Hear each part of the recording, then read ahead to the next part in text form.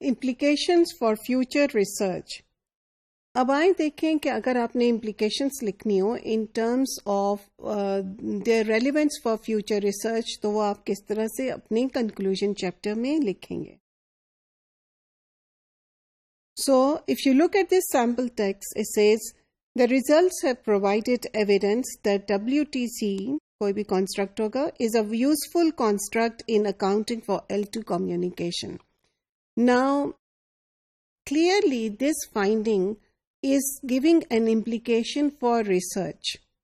And what is the word over here that is telling you that this relates not to practice but to research? So وہ کون سا لفظ ہے جس سے آپ کو یہ پتہ لگ رہا ہے کہ یہ امپلیکیشن فیوچر ریسرچ کے لیے اور یہ صرف پریکٹس کے لیے نہیں ہے. Look at the word construct. Construct کا جو ورڈ ہوتا ہے یہ آپ کے ریسرچ میں یوز ہوتا ہے اور یہ آپ کی پریکٹسز میں یوز نہیں ہوتا. اگر اس نے صرف پریکٹس کو امپلیکیشن اس کے لیے دینی ہوتی تو کہتا کہ this is a useful way of doing things. He saying it's a useful construct.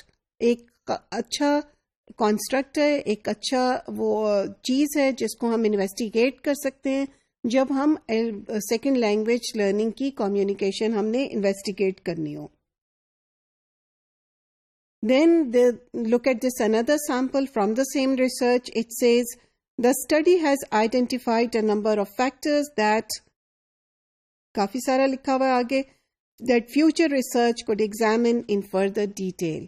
So آپ یہ دیکھیں کہ اس کے اندر وہ فیکٹرز کو آپ لسٹ کر سکتے ہیں کہ وہ کون سے فیکٹرز تھے. You can use a similar construction when you are implying something for future research. Again, it's a good sample. تو آپ دیکھیں گے کہ یہاں پہ جو آتھر ہے, اب ہم بات کر رہے ہیں اس بک کی جو کہ آپ کے پاس ہے اس وقت اور جس کی which you are using as a text, اور اس ٹیکسٹ بک میں اس کی کافی ڈیٹیل دی گئی ہے. اس ڈیٹیل کا یہ فائدہ ہوتا ہے کہ when you're looking at it, you can identify how the author has used different moves یا how the author has used different sentence structures or to explain or to imply things for future research. So author نے ہمیشا یہ کیا ہے کہ جب بھی وہ ایک ریکمنڈیشن دیتا ہے تو وہ ایک نئے پیراگراف میں دیتا ہے تاکہ اس سے یہ ہوتا ہے کہ ہائی لائٹ ہوتی ہیں چیزیں. This paragraphing is again a very important feature, should be a very important feature of all your chapters, not just your conclusion chapter. جب بھی آپ نے کوئی امپورٹنٹ بات کہنی ہو تو ضروری ہے کہ آپ اس کو ایک نئے پیراگراف میں کہیں, because when the text breaks, جو پیراگراف کے بعد جو ٹیکسٹ بریکس آتی ہیں اس سے آپ کی دی گئی انفارمیشن, خاص طور پہ جو پہلے 2-3 سینٹینسز میں آپ نے انفارمیشن دی ہوتی ہے, that becomes more visible. تو the visibility becomes more of all the important points if your text is divided properly in paragraphs.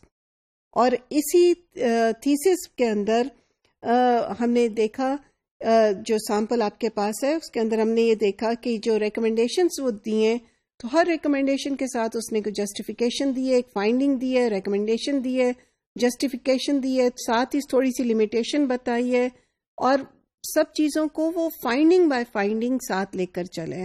So the recommendations are not in general but they are finding along with each finding. Now this is a stylistic way of doing things. یہ ایک choice ہے جو کہ آپ کے پاس ہے, آپ کی مرضی ہے کہ آپ فائنڈنگز پہلے ساری بتا دیں اور پھر بعد میں اپنی ریکمنڈیشنز یا امپلیکیشنز کی بات کریں, یا آپ ہر فائنڈنگ کے ساتھ اپنی جو بھی ہے لمیٹیشنز کا بات کریں اور اس کی جسٹیفیکیشن دیں. یہ آپ کی مرضی ہوتی ہے.